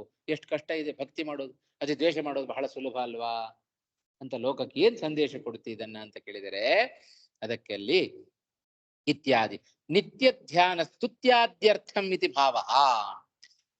ಭಗವಂತನ ಅನುಗ್ರಹಕ್ಕೆ ನಿರಂತರ ಧ್ಯಾನ ಮೊದಲಾದವುಗಳೇ ಬೇಕು, ಅದಕ್ಕೆ ಒತ್ತು ಕೊಡಬೇಕು. ಅಲ್ಲಿ ಭಗವಂತ ಶಿಶುಪಾಲನಿಗೆ ಮೋಕ್ಷ ಕೊಟ್ಟದಲ್ಲಪ್ಪ, ಅದ್ರ ಒಳಗೆ ಇನ್ನೊಬ್ಬ ಇದ್ದಾನಲ್ಲ ಜಯ, ಅವನಿಗೆ ಮೋಕ್ಷವನ್ನ ಕೊಟ್ಟದ್ದು. ಅವ ಭಗವತ್ ಭಕ್ತನೇ ಆಗಿದ್ದಾನೆ, ಅವನಿಗೆ ಮೋಕ್ಷವನ್ನ ಕೊಟ್ಟದ್ದು. ಅವನಲ್ಲಿರುವ ಭಕ್ತಿ, ಆದರ, ಇವುಗಳ ಪ್ರೀತಿ, ಇವುಗಳನ್ನೆಲ್ಲ ಕಂಡು ಭಗವಂತ ಅವನಿಗೆ ಮೋಕ್ಷವನ್ನ ಕೊಟ್ಟದ್ದೇ ವಿನಃ ಆ ಶಿಶುಪಾಲನಿಗೆ ದೈತ್ಯನಿಗೆ ಅವ ಮೋಕ್ಷವನ್ನ ಕೊಟ್ಟದ್ದಲ್ಲ ಅಂತ ಇದು ಸ್ಪಷ್ಟ. ಅದರ ಹಿನ್ನೆಲೆಯಲ್ಲಿ ನಮಗೆ ಹೀಗೆ ಅದನ್ನು ತಿಳಿಸ್ಕೊಡ್ತಾ ಇದ್ದಾರೆ. ಶಿಶುಪಾಲಾದಿ ರಾಜರು ಕೂಡ ಮೋಕ್ಷವನ್ನು ಪಡ್ಕೊಂಡಿದ್ದಾರಲ್ಲ ಅಂತ ಹೇಳಿದರೆ ಅದನ್ನೆಲ್ಲ ಹೇಳಿರೋದು ಅವರ ಒಳಗಿರತಕ್ಕಂಥ ನಿರಂತರವಾದ ಧ್ಯಾನವನ್ನ ಹೇಳಬೇಕು ಅನ್ನೋ ಉದ್ದೇಶದಿಂದ ಭಗವಂತ ಹಾಗೆ ಮಾಡಿದ್ದಾನೆ ವಿನಃ ದ್ವೇಷ ಅದು ಮೋಕ್ಷ ಸಾಧನ ಅಲ್ಲ. ಸರಿ, ದ್ವೇಷ ಮಾಡಿದರೆ ಎಂದೂ ಕೂಡ ಅದು ಅಂಧಂತಮಸ್ಸಿಗೆ ಕಾರಣವಾಗುತ್ತೆ. ಅದು ಹೊರತು ಅದು ಸಾಧನೆಗೆ ಅನುಕೂಲ ಆಗೋದಿಲ್ಲ ಅಂತ ಅರ್ಥ. ಅದಕ್ಕೆ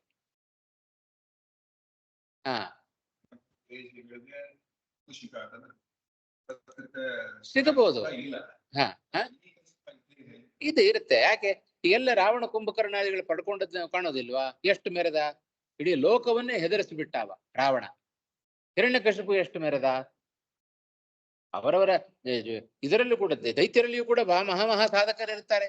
ಒಂದು ಕಡೆ ಅದೇ ಹೇಳುತ್ತಾರೆ, ಹೇಳುವ ವ್ಯಾಖ್ಯಾನಕಾರರು ಹೇಳುವಾಗ, ಹಿರಣ್ಯಕಶಿಪು ಏನಾದರೂ ಆಯ್ತಾ ಇಷ್ಟು ಅವನು ತನ್ನ ಸ್ವಾರ್ಥಕ್ಕೋಸ್ಕರ ಏನಾದ್ರೂ ತಪಸ್ಸನ್ನು, ಎಷ್ಟು 1000 ವರ್ಷಗಳ ತಪಸ್ ಮಾಡಿದ ಹಿರಣ್ಯಕಶಿಪು, ಅದನ್ನು ಸ್ವಾರ್ಥಕ್ಕೋಸ್ಕರ ಮಾಡಿದ. ಅದನ್ನೇ ನಿಸ್ವಾರ್ಥಕ್ಕೋಸ್ಕರ ಮಾಡಿಬಿಟ್ಟಿದ್ರೆ ಎಷ್ಟು ಪುಣ್ಯ ಪಡ್ಕೊಳ್ತಿದ್ದ. ಹಾಗಾಗಿ ಅವನ ಸ್ವಾರ್ಥಕ್ಕೋಸ್ಕರ ಮಾಡಿದರೆ, ಭಗವದ್ವೇಷದ ಉದ್ದೇಶದಿಂದ ಮಾಡಿದರೆ ಅದು ಎಂದೂ ಕೂಡ ಫಲ ಕೊಡೋದಿಲ್ಲ. ಐಹಿಕವಾದ ಫಲವನ್ನು ನಿಮಗೆ ಕೊಟ್ಟು ತಾತ್ಕಾಲಿಕವಾಗಿ ಅದು ನಮಗೆ ತೃಪ್ತಿಪಡಿಸಬಹುದೇ ವಿನ ಅದರಿಂದ ನಮಗೆ ಸಾಧನೆ ಆಗೋದಿಲ್ಲ, ಉತ್ತಮವಾದ ಫಲ ಸಿಗೋದಿಲ್ಲ. ದೈತ್ಯರಲ್ಲಿಯೂ ಕೂಡ ಅವರ ಯೋಗ್ಯತೆ ಬಹಳ ದೊಡ್ಡದು. ಹಾಗಾಗಿ ಅವನಿಗೆ ದೀರ್ಘಕಾಲ ಸಂಪತ್ತನ್ನು ಅನುಭವಿಸೋ ಯೋಗ ಸಿಕ್ತು. ಅಷ್ಟು ದೊಡ್ಡ ಯೋಗ್ಯತೆ ನಮಗಿಲ್ಲಲ್ಲ. ಹಾಗಾಗಿ ನಮ್ಮ ಯೋಗ್ಯತೆ ದೈತ್ಯರು ಇಟ್ಕೊಂಡ್ರು ಕೂಡ ಭಾರಿ ದೈತ್ಯರೇನಲ್ಲ ಲೋಕದಲ್ಲಿ ಕಾಣುವವರು. ಹಾಗಾಗಿ ನಮಗೆ ಆ ಸಂಪತ್ತಿನ ಅನುಭವವೂ ಕೂಡ ಕಡಿಮೆ ಇರುತ್ತೆ. ಇವತ್ತಿರುತ್ತೆ, ನಾಳೆ ನಾಶ ಆಗಿದೆ. ಹಾಗೆ ಇಷ್ಟು ಈ 11 ಮತ್ತು 12ನೇ ಶ್ಲೋಕದ ಅಭಿಪ್ರಾಯವನ್ನು ನಾವು ತಿಳಿತಾ ಇದ್ದೇವೆ. ಸರಿನಾ? 2 ಪ್ರಶ್ನೆಗೆ 2 ಶ್ಲೋಕದ ಮೂಲಕ ಕೃಷ್ಣ ತಾನು ಉತ್ತರವನ್ನು ಕೊಟ್ಟ. ಇನ್ನೊಂದು ಮೂಲ ಇದೆ ಅಲ್ವಾ? ನಾನು ಮೌಢ್ಯಾತ್ ಮಿಥ್ಯಾಜ್ಞಾನಮಸ್ತು ಪ್ರಜ್ವಲನಾತ್ಮಕೋ ದ್ವೇಷ ಕುತಃ. ಮೂಢ ಅವರ ಅಜ್ಞಾನದಿಂದಾಗಿ, ಮೌಢ್ಯ ಅಂದ್ರೆ ಅಜ್ಞಾನ ಅಂತ ಅರ್ಥ. ಅವರ ಅಜ್ಞಾನದಿಂದಾಗಿ ಮಿಥ್ಯಾಜ್ಞಾನ ಇರಲಿ, ನಿನ್ನ ಬಗ್ಗೆ ನಿನ್ನ ಯಥಾರ್ಥವಾದ ಭಾವ ಅವರಿಗೆ ಗೊತ್ತಿಲ್ಲಪ್ಪ. ಹಾಗಾಗಿ ಅವರೆಲ್ಲ ಅವಜಾನಂತಿ, ಅವಮತಃ ಜಾನಂತಿ, 2 ಅರ್ಥ ಮಾಡ್ರಿ. ಅವಜಾನಂತಿ, ನಿನ್ನನ್ನ ಯಥಾರ್ಥವಾಗಿ ನಿನ್ನನ್ನು ತಿಳಿಯೋದಿಲ್ಲ, ಆಯ್ತಾ? ಅವಜಾನಂತಿ ಅಂದ್ರೆ ಅವಮತಃ ಜಾನಂತಿ, ಬ್ರಹ್ಮರುದ್ರಾದಿಗಳಿಗೆ ಸಮಾನ ಅಂತ ತಿಳ್ಕೊಂಡ್ಬಿಡ್ತಾರೆ. ನಿನ್ನ ತಿಳ್ಕೊಳ್ಳಿ. ದ್ವೇಷ ಯಾಕೆ? ದ್ವೇಷ ಕುತಃ? ಪ್ರಜ್ವಲನಾತ್ಮಕ ದ್ವೇಷ. ಅದು ಅಂತಿಂತ ದ್ವೇಷ ಅಲ್ಲ, ಅದು ಹರಿ ಕೆಂಡ ಕಾರೋದು ಅಂತ ಹೇಳ್ತಾರಲ್ಲ ಹಾಗೆ. ಆಯ್ತಾ? ನೋಡಿದ್ರೆ ಸಾಕು ಕೆಂಡ ಕಾರೋದು ಅಂತ ಹೇಳ್ತಾರೆ ಹಾಗೆ. ಅಂಥ ದ್ವೇಷ ಯಾಕೆ ಅಂತ ಕೇಳಿದ್ರೆ ಅದಕ್ಕೆ ಉತ್ತರವನ್ನು ಕೊಟ್ಟದ್ದು ಉತ್ತರಾರ್ಧದಲ್ಲಿ 12ನೇ ಶ್ಲೋಕದ ಉತ್ತರಾರ್ಧದಲ್ಲಿ ಕೃಷ್ಣ ಅದಕ್ಕೆ ಉತ್ತರವನ್ನು ಕೊಡ್ತಾ ಇದ್ದಾನೆ. ಅನ್ಯೇಷಾಂ ಅವಿದ್ಯಮಾನಂ ಮೌಢ್ಯಮೇವ ತೇಷಾಂ ಕುತಃ ಇತ್ಯತೋವಾ. ಅಥವಾ ಇನ್ನೊಂದು ರೀತಿಯಾಗಿ ಹೇಳೋಣ ನಾವು, ಬೇರೆಯವರಿಗೆ ಇಲ್ಲದೆ ಇರತಕ್ಕಂತಹ ಮೌಢ್ಯ, ಆಯ್ತಾ, ಅಂದ್ರೆ ಅವಗಣನೆ ಮಾಡುವಿಕೆ ಇವ್ರಿಗಾದ್ರೂ ಯಾಕೆ? ಕೆಲವರಿಗೆ ಹೇಳ್ತಾ ಇದ್ದೀನಿ ಆಯ್ತಾ, ಉಳಿದವರಲ್ಲಿಲ್ಲಪ್ಪ, ಇವರಿಗಷ್ಟೇ ಯಾಕೆ ಬರ್ತಾ ಇದೆ ಅದು ಅಂತ. ಎರಡು ಪ್ರಶ್ನೆಗೂ ಉತ್ತರ ಒಂದೇ. ರಾಕ್ಷಸೀಂ ಆಸುರೀಂ ಪ್ರಕೃತಿಂ ಆಶ್ರಿತಾ ಅಂತ ಉತ್ತರಾರ್ಧದ ಮೂಲಕ ಕೃಷ್ಣ ಅದನ್ನು ಉತ್ತರವನ್ನು ಕೊಡ್ತಾ ಇದ್ದಾನೆ. ರಾಕ್ಷಸೀಂ ಆಸುರೀಂ ಚೈವ ಪ್ರಕೃತಿಂ ಮೋಹಿನೀಂ ಶ್ರಿತಾಃ. ಇವರೆಲ್ಲ ಏನ್ ಮಾಡಿದ್ದಾರೆ ಅಂತ ಹೇಳಿದರೆ, ರಾಕ್ಷಸೀಂ ರಾಕ್ಷಸ ಸಂಬದ್ಧವಾದ, ಆಸುರೀಂ ಅಸುರ ಸಂಬದ್ಧವಾದ, ಮೋಹಿನೀಂ ಬುದ್ಧಿಭ್ರಮಣೆಯನ್ನು ಉಂಟು ಮಾಡುವ, ಪ್ರಕೃತಿಂ ಸ್ವಭಾವವನ್ನೇ ಇವರೆಲ್ಲರೂ ಕೂಡ ಶ್ರಿತಾಹ ಆಶ್ರಿತಾಹ ಇತ್ಯರ್ಥ. ಇವರೆಲ್ಲ ಎಂಥ ಸ್ವಭಾವವನ್ನು ಇವರು ಆಶ್ರಯಣ ಮಾಡಿದ್ದಾರೆ ಅಂತ ಹೇಳಿದ್ರೆ, ಅಂದ್ರೆ ಎಂಥ ಸ್ವಭಾವವನ್ನು ಇವರು ಆಶ್ರಯಣ ಮಾಡಿದ್ದಾರೆ ಅಂದ್ರು, ಇವರೆಲ್ಲ ಎಂಥ ಸ್ವಭಾವದವರು ಅಂತ ಹೇಳಿದ್ರು ಒಂದೇ ಅರ್ಥ ಅಲ್ವಾ? ಇವರೆಲ್ಲ ಎಂಥ ಸ್ವಭಾವ, ಇವನಿಗೆ ಎಂಥ ಸ್ವಭಾವ ಅಂತ ಹೇಳಿದ್ರೆ ಬರೀ ದುಷ್ಟು ಬುದ್ಧಿ ಇವರು ಅಂತ ಹೇಳೋದಿಲ್ವ ನಾವು, ಬರೀ ರಾಕ್ಷಸ ಬುದ್ಧಿ. ಆಯ್ತಾ? ಹಾಗಾಗಿ ಇಂಥ ಜ್ಞಾನವನ್ನು ಇವರೆಲ್ಲರೂ ಕೂಡ ಆಶ್ರಯಣ ಮಾಡಿಕೊಂಡಿದ್ದಾರೆ. ಆದ್ದರಿಂದ ಅವರು ನನ್ನನ್ನ ಸರ್ವೋತ್ತಮ ಅಂತ ತಿಳಿತಾ ಇಲ್ಲ. ಅವಜಾನಂತಿ ಅವಮತಃ ಜಾನಂತಿ, ಕೇವಲ ಮನುಷ್ಯ ಶರೀರವನ್ನು ಪಡೆದವೈವ ಅಂತ ಹೀಗೆ ತಿಳ್ಕೊಳ್ತಾರೆ ನನ್ನನ್ನ ಅಂತ ಅದನ್ನ ಸ್ಪಷ್ಟಪಡಿಸ್ತಾ ಇದ್ದಾರೆ ಇವಾಗ. ಅದರ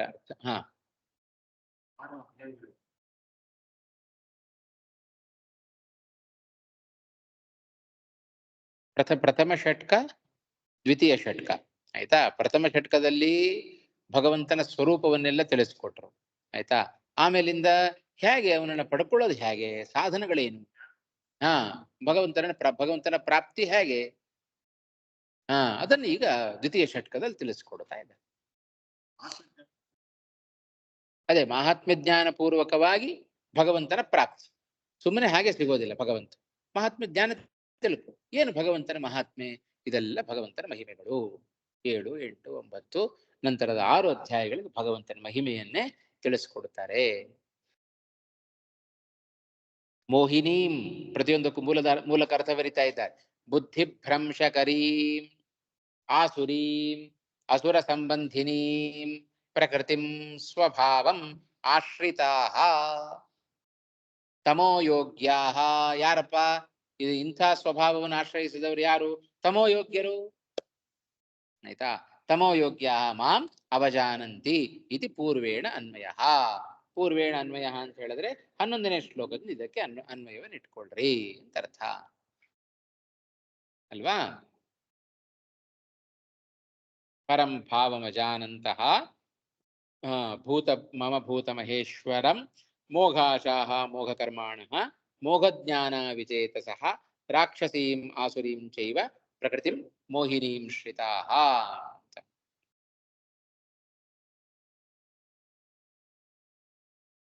ಇತಿ 11ನೇ ಶ್ಲೋಕದ ಪ್ರಾರಂಭದಲ್ಲಿದೆ. ಮೂಢಾಹ ಮಾಂ ಅವಜಾನಂತಿ. ಹೀಗೆ ಮೋಹಿನೀಂ ಬುದ್ಧಿಭ್ರಮಣೆಯನ್ನು ಉಂಟು ಮಾಡುವ ಈ ಪ್ರಕೃತಿಯನ್ನ ಸ್ವಭಾವವನ್ನ ಶ್ರಿತಾಹ ಆಶ್ರಿತಾಹ ಮೂಢಾಹ ಮಾಂ ಏವಂ ಅವಜಾನಂತಿ, ಹೀಗೆ ನನ್ನನ್ನ ತಿಳಿತಾರೆ ಎಂಬುದಾಗಿ ಪೂರ್ವೇಣ ಅನ್ವಯ. ಹಿಂದಿನ ಶ್ಲೋಕದಲ್ಲಿರುವ ಕ್ರಿಯಾಪದದ ಜೊತೆಗೆ ಇದನ್ನ ಅನ್ವಯವನ್ನು ಇಟ್ಕೊಳ್ರಿ. ಇಷ್ಟಭಿಪ್ರಾಯವನ್ನ ಈ ಶ್ಲೋಕದಲ್ಲಿ ತಿಳಿಸ್ಕೊಡ್ತಾ ಇದ್ದಾರೆ. ಸರಿ ಹೋಯ್ತಾ? ಇಷ್ಟು ಸ್ವಲ್ಪ ವಿವರಣೆ. 2 ಶ್ಲೋಕದ್ದಾದ್ರೆ ಸ್ವಲ್ಪ ಜಾಸ್ತಿ ಬಂತು. ಇಲ್ಲಿ ನಿಲ್ಸ್ಕೊಂಡಿರೋಣ. 10:40 ಆಗ್ತಾ ಬಂತು. ಸರಿ.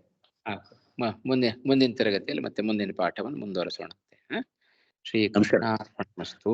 ಶ್ರೀ ಹರಯೇ ನಮಃ. ನಾರಾಯಣ ಕೃಷ್ಣ. ನಮಸ್ಕಾರ ಆಚಾರ್ಯ.